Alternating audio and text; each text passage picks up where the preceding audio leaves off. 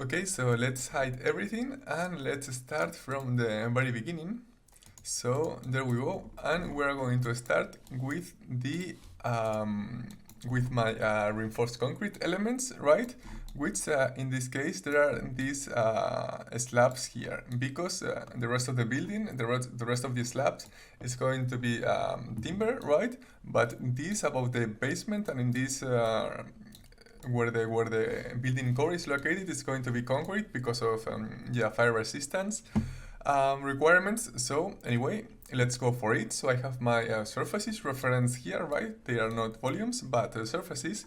And now let's get our LCA profiles, right? The same as the same as in the local model. Nothing new here. So let's get as filter ready mix concrete, right? There you go.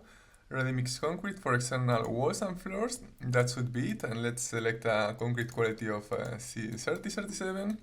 And now we just need to define our materials. So we plug our LCA profile here, and then we connect my surfaces from Grasshopper.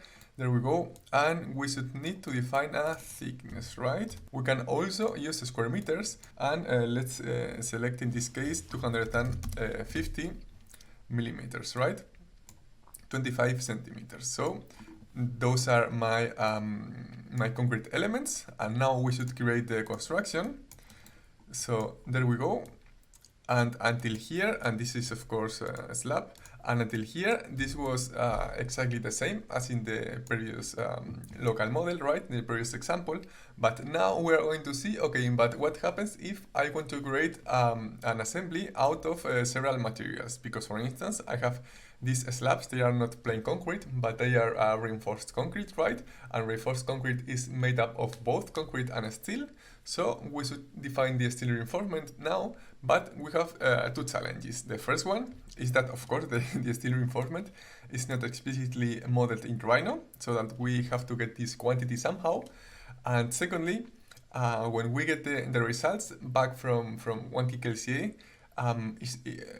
it could be, of course, more clear for us if we would get just one result for both concrete and steel, right? Instead of two different results for each element. And for that reason, we are going to combine both materials, concrete and steel, in the same construction here. So now, of course, what we need to do is to define my steel reinforcement material. So first, we get the LCI profile, and as we were doing in Rhino, we are going to go to the database of One Click LCA for the very basic materials, and we are going to look for the subcategory reinforcement for concrete.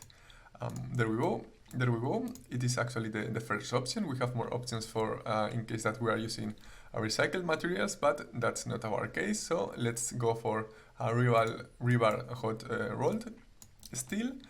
And now we define our material. So this is my profile, but now we have to specify the quantity either in kilos or in cubic meters. In cubic meters it doesn't make any sense because we don't have these steel rebars in my 3D model. So we are going to define it as mass, of course, as we were doing in Rhino. But in Rhino, if you remember, we had to write this mass directly, right?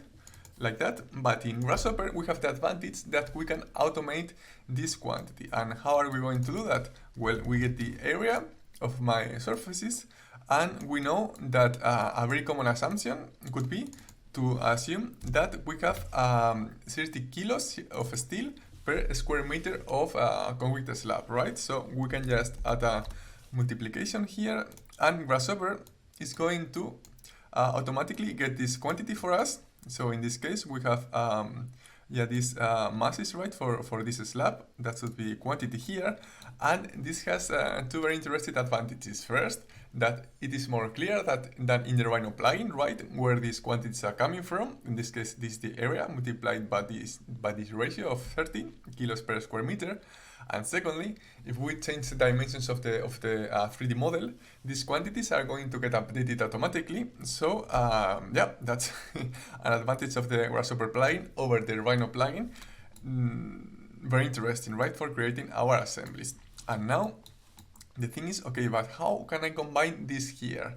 So we need to plug to use this group parameter. So we have to set group to true. But the thing is that we have to provide the materials as a list, as we are seeing there. And the component, what it's going to do is to combine all the elements of a single list into one single construction.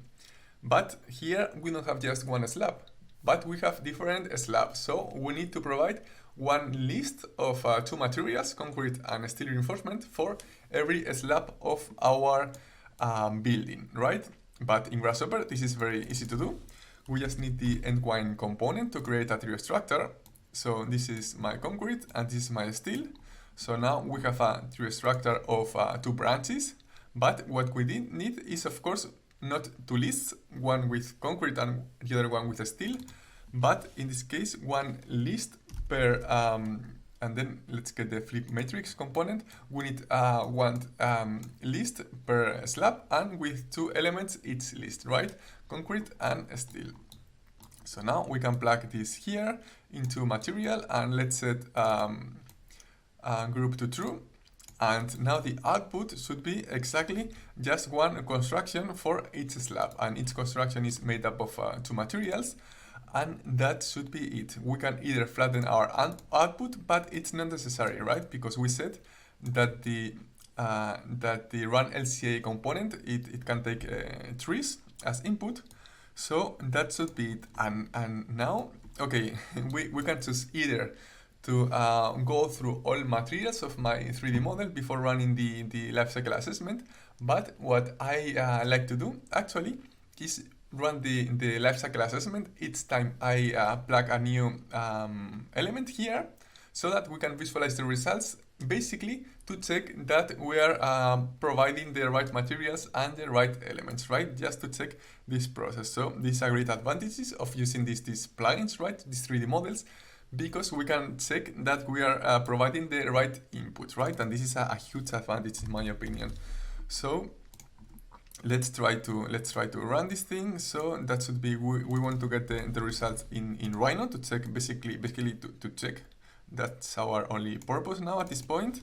So so running cloud should be false because we want the results here, and of course we need to log in to get the results. So there we go. And okay, so I have my result here. Okay, 38,000 kilos CO2 so far. That's huge, just for these slabs. And what we want is not just to check that result, but to visualize that we are doing everything here. And there we go. So those are my slabs. I can even hide the input geometry so that it's more clear what we have here. And yeah, it makes sense, right? So because the colors are based in result absolute, so of course this big slab here is more contributing than the other ones. And we can also display the results. And not only that, okay, that makes sense. Not only that, but a very interesting feature of this visualized component, especially when we are dealing with assemblies, is that we can click on resource, and now we should see which items make up my constructions. In this case, you see item 1 concrete and item 2 rebar hot rolled, and the results are for both items, right? So that's a very interesting functionality, and of course, if this is not clear enough, you can always make this bigger, right? So that was it, and now let's move on. Okay, so now let's move on with the foundation slab, right? And it's also going to be reinforced concrete, so we can do the same process than before, or what we can do is to use the assemblies of One Click LCA, right? That contain already several materials in the same LCA profile. So let's try to do that. So we get my LCA profile component. We select systems and assemblies. There we go. And now we should be able to search for something like foundation, or perhaps ground slab. A slab foundation, what does it say? A slab foundation rebar mesh, not exactly, but there you go. So that makes sense. And so this is my LCA profile, and now I just need my material here. There we go.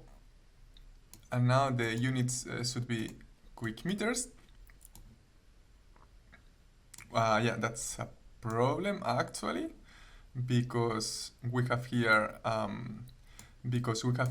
just a surface. But what we can do, of course, is to specify a thickness of I don't know, let's say for 40 centimeters or 400 millimeters. So there we go. Okay, and now we should create my construction here. In this case, there is just this one element, but we need to assign the class, of course, a foundation class, and we should be able to just plug this result into the same component, and of course to plug different elements into the same input parameter. We just need to press and hold the shift key, and sorry, but not here, but into the Run LCA component. So there we go. It might take a couple of seconds, but yeah, but we're getting the results here. So let's hide my input geometry, and now we can visualize the result later on. And of course, this is more contributing than the other materials, and this is concrete, so everything makes